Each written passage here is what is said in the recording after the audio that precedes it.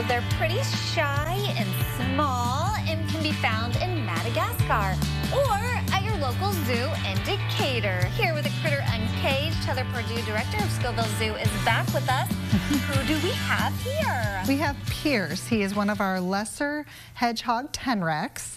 It's kind of a mouthful, and a lot of people looking at him, you would think he is a hedgehog because he has these spines, you know, that are fairly sharp. You can feel him too. Oh, okay. Ooh, very prickly. Yeah, he's very prickly, but he is wiggly too. Yes, he's ready to run around. But they're actually not related to hedgehogs. They are more closely related to shrews and moles, but they get the name because they do have similarities to a hedgehog with those nice spines that they would actually, you know, they would use those for protection. So if a predator were to come up and kind of grab a hold of them, they might get a mouthful of spines instead. And that would not be pleasant. No, it wouldn't. Sure. Yeah. So can he see very well? Like, I feel like maybe he wouldn't have the best vision, but well, they're nocturnal? They are nocturnal, so yeah, he might have limited vision, but they would use that sense of smell a lot. And you can see he's really sniffing around. They'll actually produce kind of a white milky substance around his eyes, and they will use that to kind of scent mark as they're moving around in their territory. And he would eat a lot of different insects and bugs, but they will also eat some fruits and vegetables too. Is he normal size, or will he get a little bit bigger? Yeah, he's around 8 years old, so this is as big as they get. There are Tenrecs that do get larger than this guy here is, but he is full grown, and they usually live to be about, you know, the mid-teens, so he's kind of a middle-aged guy. Well, he's slowed down since you've put him down. Yeah. Now he's just exploring and checking things out.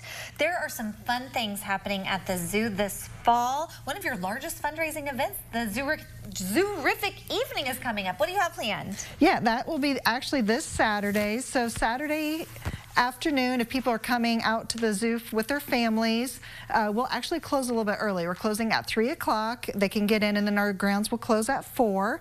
But then we'll reopen the gates at 5 o'clock for our Zoorific Evening, and that is an adult-only event.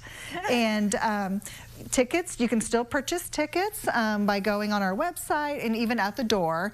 And we will have dinner, cocktails, animal encounter, silent live auction. It is a lot of fun. And that might help do some fundraising because you just opened a brand new exhibit at the zoo, yes? Yeah, well, we're still doing construction. Okay. They're hoping to have it finished maybe the beginning of December. So by the time we reopen in April, we're hoping people will come back out and see our newest mountain lion exhibit. I was going to say, yes, tell everybody what the exhibit is coming because it's going to be very cool. But then also another popular event, your Boo at the Zoo.